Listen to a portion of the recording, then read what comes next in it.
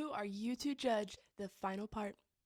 As we have gone through Judges, my intention with this series has always been to sit down and read some of the Old Testament books that sometimes are a little bit too scary to read. There's huge words, there's crazy history, and sometimes it can just be intimidating to try to understand. But as we have gone through this, we see that the beauty of these stories is the way that God shows up for the Israelites. We saw every week the Israelites were falling away. They were messing up.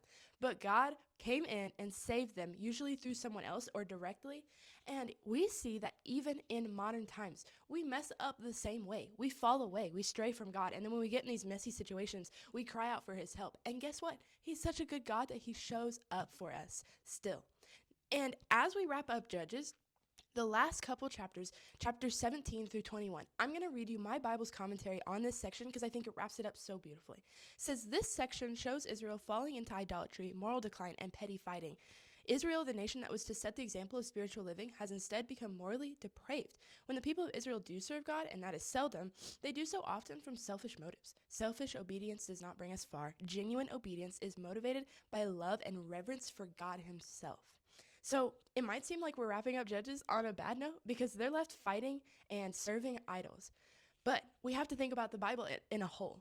God is preparing Israel to send his one and only son to save everyone for good, not just from somebody that's captured them, save them eternally. And that's why we celebrate Christmas, because God sent his one and only son to become a baby, to grow up in this messed up world, to ultimately save us from our sins. And so there is good news at the end of this, maybe not necessarily happy chapter. I hope you guys have enjoyed this series and are able to relate to some of the things that we've talked about. And I highly recommend that after you watch these videos, go read the book of Judges for yourselves and get your own perspective to what the Israelites were up to.